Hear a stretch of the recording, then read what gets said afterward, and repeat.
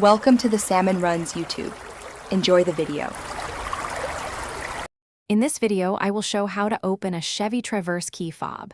First, find the small release button on the side of your key fob. Press this button firmly and then carefully pull out the emergency key blade. This key blade is essential for the next step. Now, look closely at the key fob's edge to locate a small slot or notch. This is where you will insert the key blade to begin prying it open. Once the emergency key blade is out, insert its tip into the small slot you found on the key fob's edge. With the blade inserted, gently twist it. You should feel a slight give as a small gap appears between the two halves.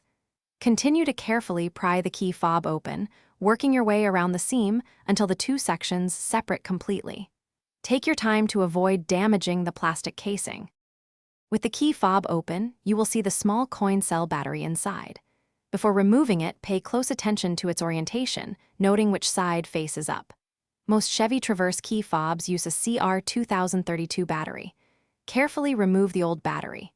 Now, insert the new CR2032 battery, ensuring the positive side, usually marked with a plus sign, faces upwards, just like the old one. This ensures proper function.